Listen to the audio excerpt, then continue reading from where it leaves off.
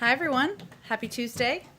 A couple of things to just update you on the top. As we've discussed previously in this room, the President and the administration are making the case directly to the country about the need to pass the rescue plan so we can finish the job and get $2,000 into the pockets of working families, so we can reopen schools safely, and so we can get economic relief to struggling Americans and communities. As part of that work, the President, the Vice President, and Treasury Secretary Yellen will meet this afternoon with business leaders to discuss the vital role that the American Rescue Plan will play in saving our economy and getting Americans back to work. Private sector leaders understand how important it is, and we've seen calls from across the political spectrum, from leading business groups to labor and progressive lawmakers, for Congress to act quickly in getting additional economic relief out the door. These calls have been echoed by leading experts and economists who have praised the plan, including top economic advisors to the last four presidents, both Democrat and Republican. And analysis after analysis has shown that the economic cost of inaction would be incredibly painful for the American people, something we saw last Friday with the latest month of weak job numbers. But they also know that we have a way to help workers and get our economy back by passing the rescue plan. So a couple of pieces of economic data you all may have seen. A CBO projection last week found that it would take the economy 4 years to bounce back and return to full employment without the rescue plan. Studies by the Brookings Institution and Moody's Analytics found that the economy could recover from the pandemic and return to full employment by the beginning of next year if the rescue plan is enacted. Moody's also found that passing the rescue plan would double economic growth, returning the economy to full employment a full year faster. A couple of other updates from our COVID team. You may have also seen this. Jeff Zients, the COVID coordinator, made a few announcements earlier this afternoon. Today, we announced the launch of our Federal Quality Health Centers, FQHC, vaccination program. Community health centers provide primary care services in underserved areas, reaching almost 30 million people.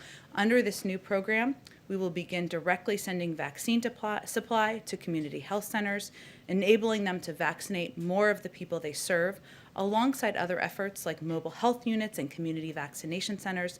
This announcement is another tool we are providing to state and local leaders in their work to reach underserved and hardest hit populations. Importantly, this program grew in part out of a suggestion from House committee chairs that the President had, of course, had a meeting with them on Friday, but even discussions prior to that. And he informed them during a call this morning that this program would be rolled out. Let's see, last few pieces. We also announced another increase in weekly vaccine allocations to states, tribes, and territories, bringing us up to 11 million doses. So overall, this after weekly increases the past 2 weeks, and it's a net 28% increase to states since we entered government.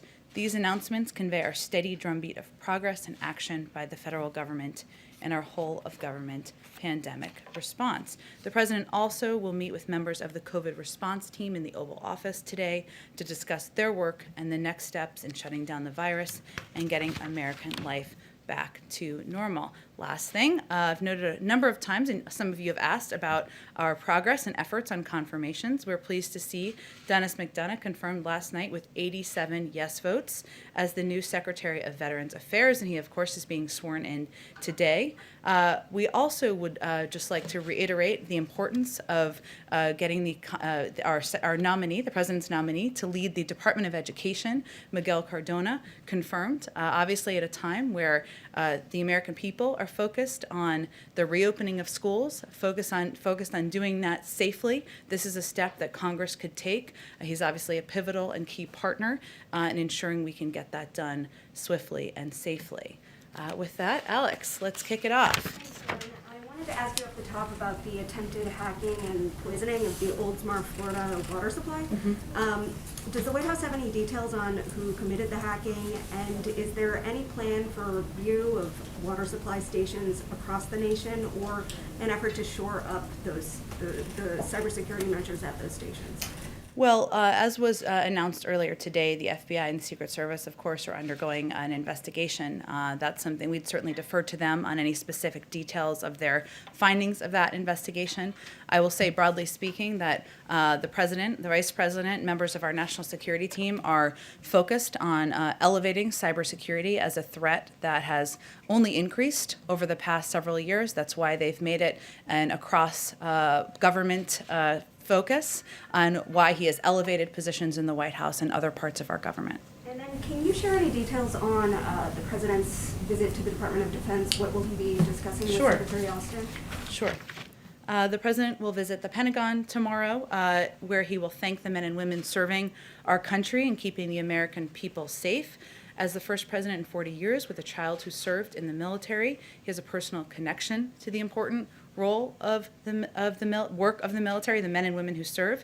He will also discuss the vital role of the Department of Defense in our national security, talk about the significance of having the first African-American Secretary of Defense in history leading the department. The visit has special resonance coming during Black History Month. Over 40% of active duty forces are men and women of color, and you will hear President Biden pay special tribute to the rich history of Black service members tomorrow.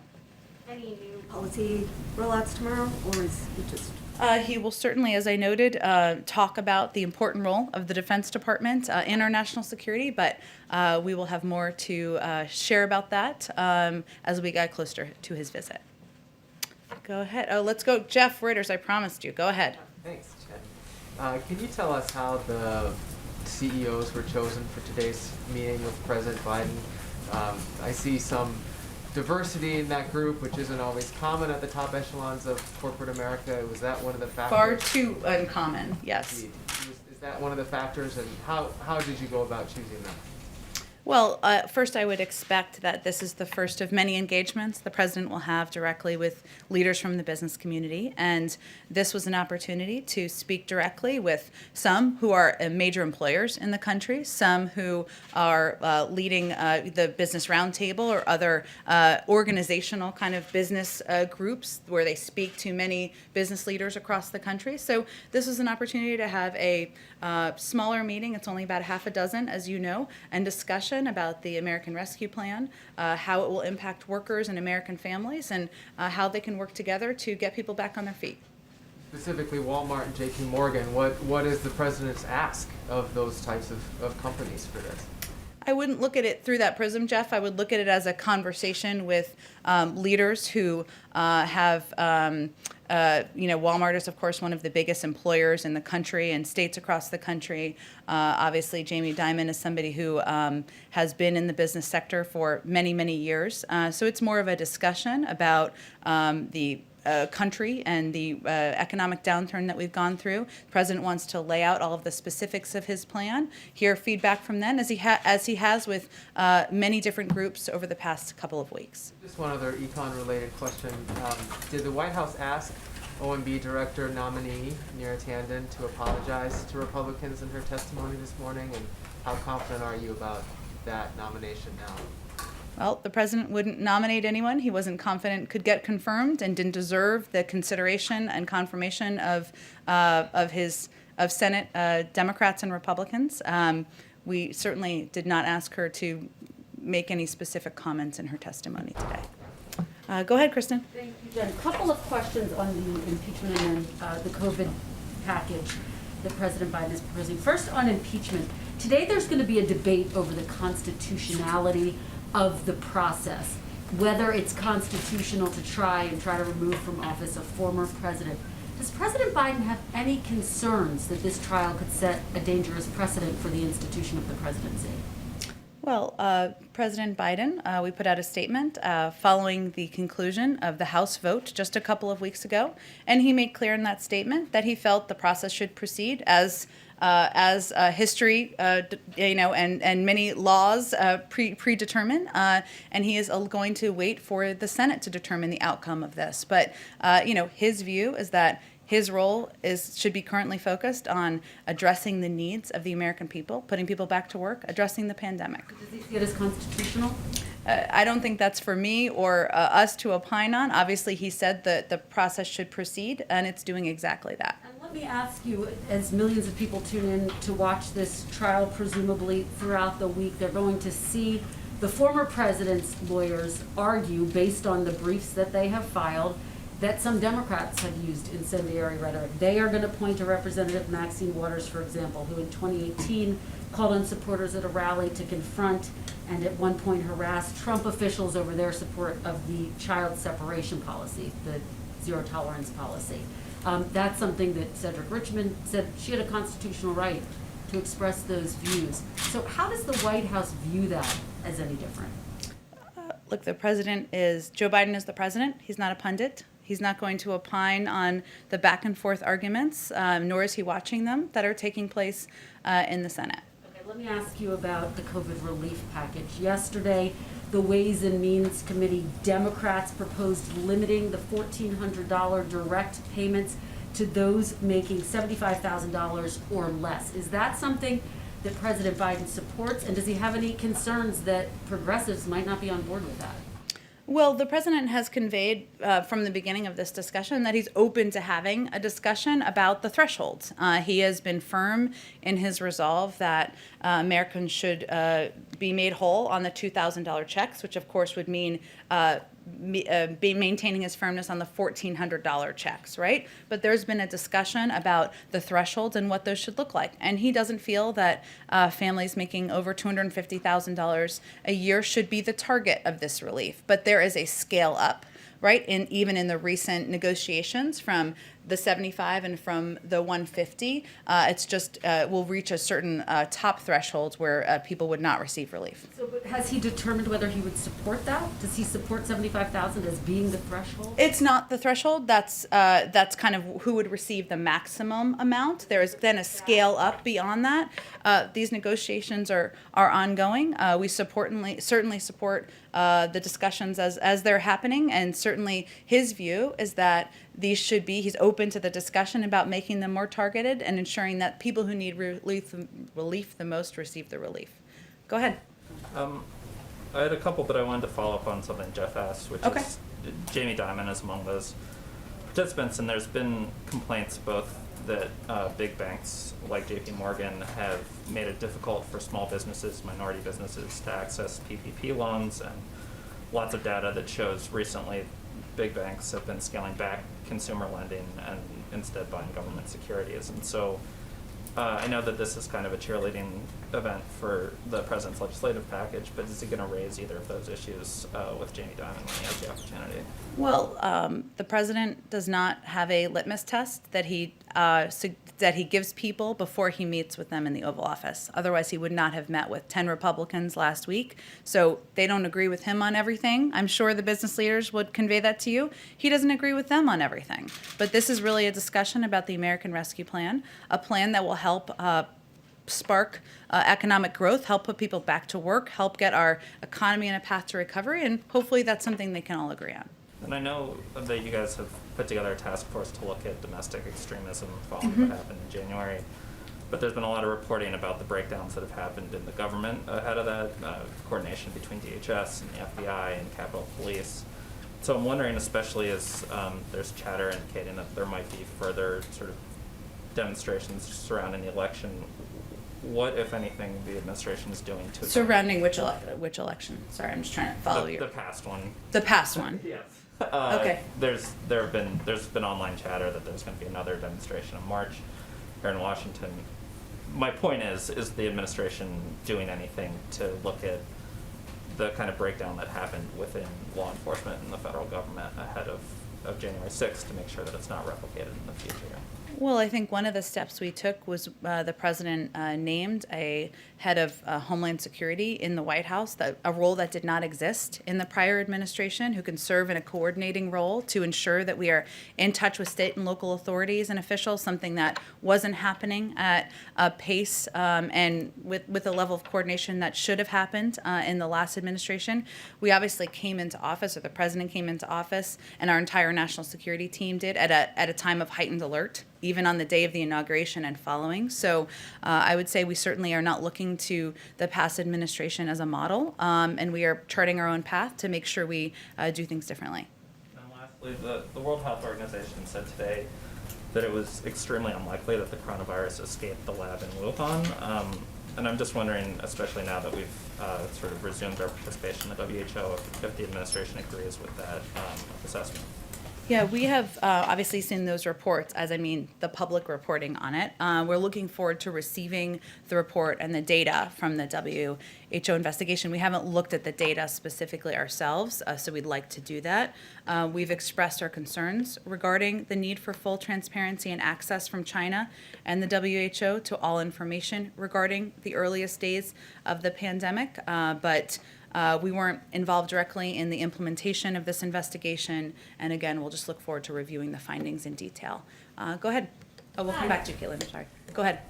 Two questions on schools. You opened up talking about reopening schools as being a priority for the administration. Are there any discussions within the administration of providing these kind of rapid tests that are being produced by Illum and other companies to help that move quicker, to get those tests to local school systems within the states?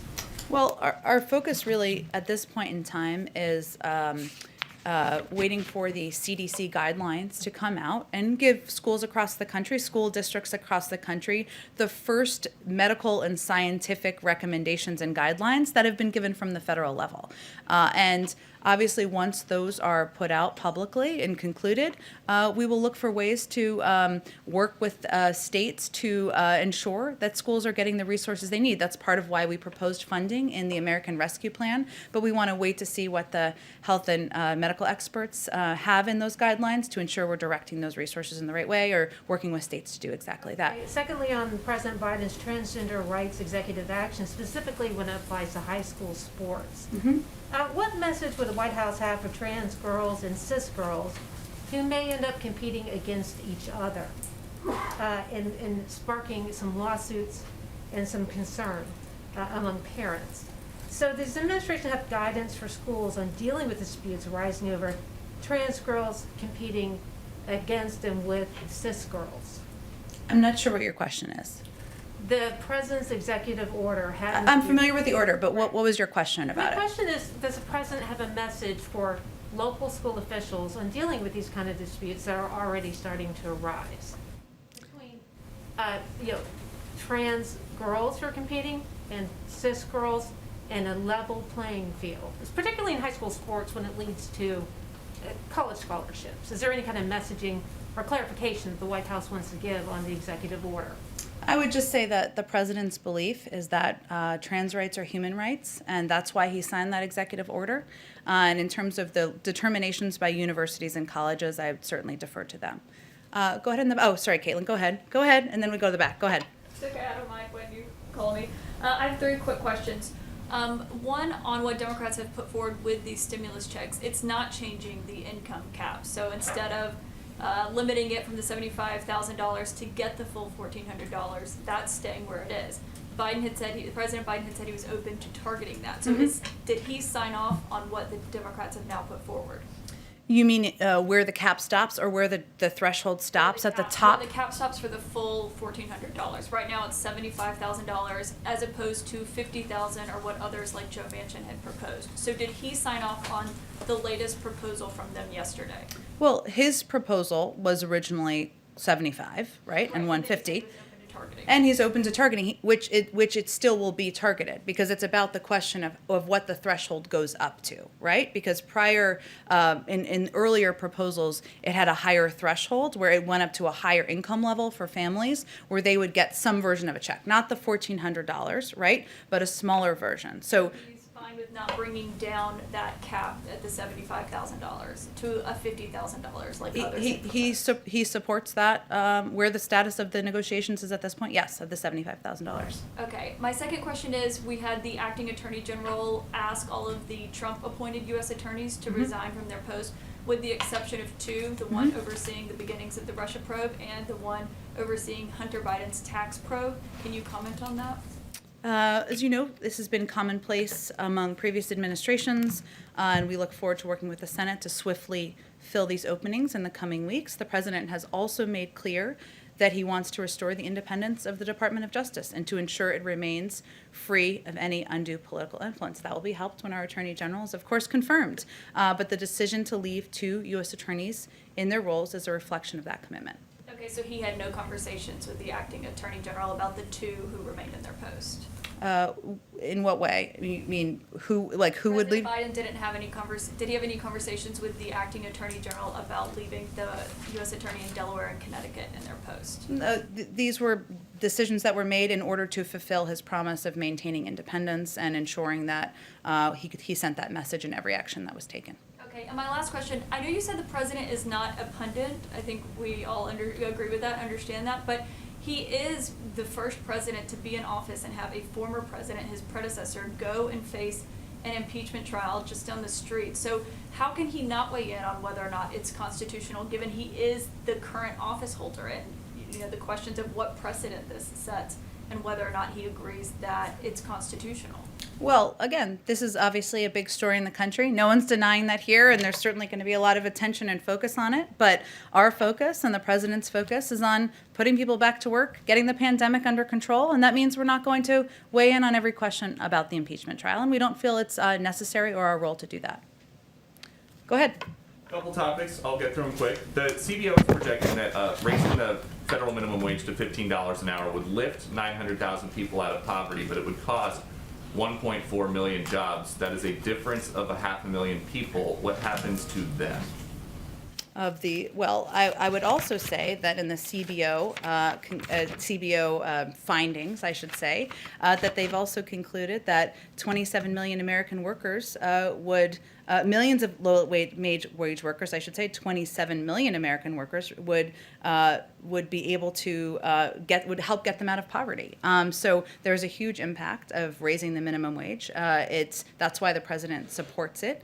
There are also many other economic studies that show that raising the minimum wage has minimal impact on employment. A study of U.S. state-level minimum wage changes over 4 decades found that the number of jobs remained essentially unchanged over the 5 years following the increase. So the president supports it because he believes that raising the minimum wage is something that American workers, American families deserve, and that lifting 27 million American workers out of poverty, reducing inequality, would be a very positive step for our country. And once there is an agreement, does President Biden support sending stimulus benefits to undocumented immigrants?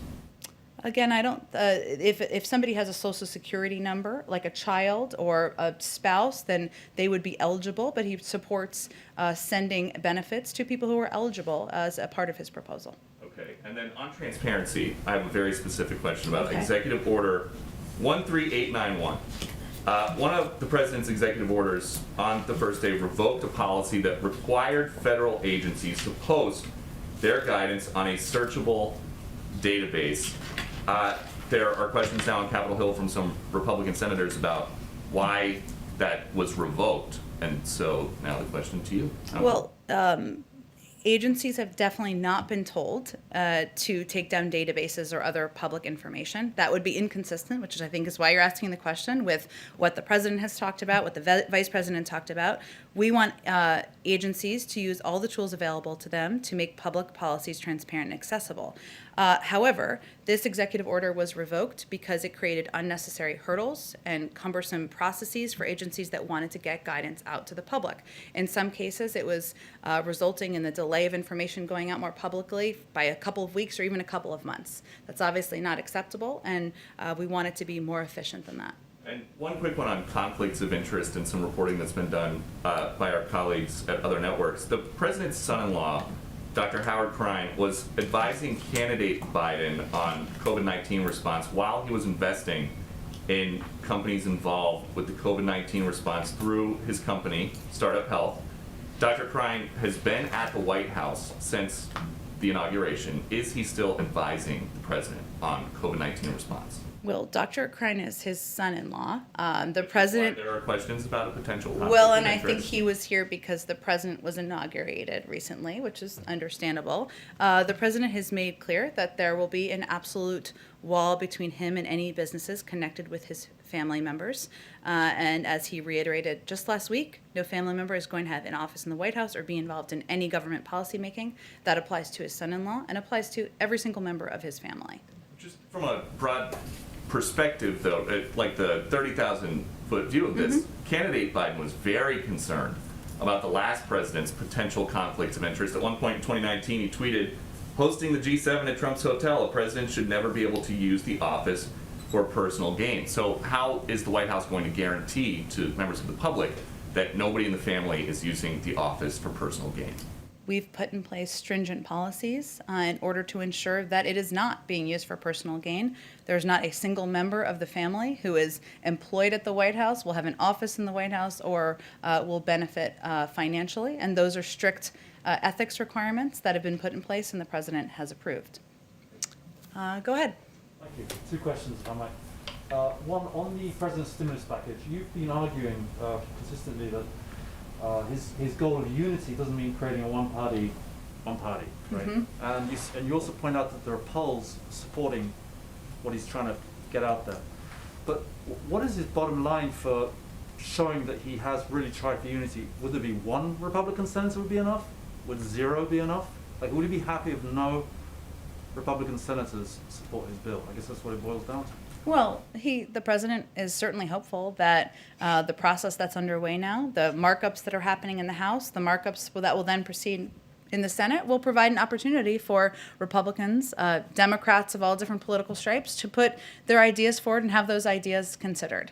At the end of the day, his view is that urgency is his first priority here, and that the American people, people who are concerned about getting food on the table, 1 in 7 American families, people who are worried about reopening schools and getting their kids back in the classroom, people worried about whether their grandmother and their cousin are going to get vaccines, that's where his priority is. So the question really is, if 74%, depending on the poll, of Americans, including the majority of Republicans in some polls, support this proposal, support the components of this proposal, then why aren't more Republicans supporting it? We certainly hope they will and welcome them to the table.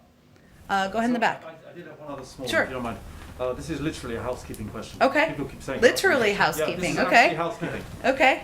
You're probably going to say it's I'm very interested to hear what this is, but go You're ahead. going to say it's the airplane question today, but I certainly am not. I've learned my lesson on that it's one. not the airplane, I promise you, but it's close to the ground.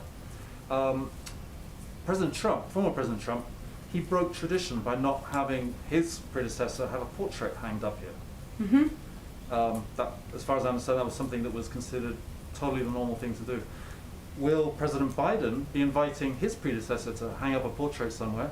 And will he get the Obamas back in to finally get their ceremony? I have no portrait revealings or portrait plans or portrait events to preview for you, but I have not been given any indication that we would break with tradition in that regard. Go ahead. Thank you, ma'am. This is distinctly not an impeachment question, but Okay. It can be an impeachment question. You can ask whatever you want. Go ahead. thank you. Does the president believe that former President Trump engaged in insurrection as described in Section 3 of the 14th Amendment?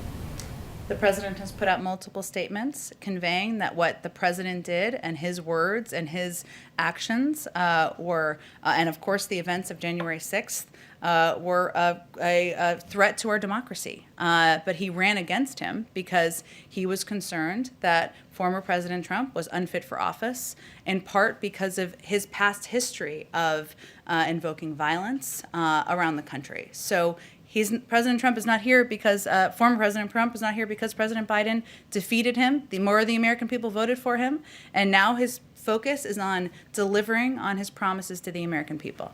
On an unrelated note, where does the president stand on an effort in California to recall Gavin Newsom?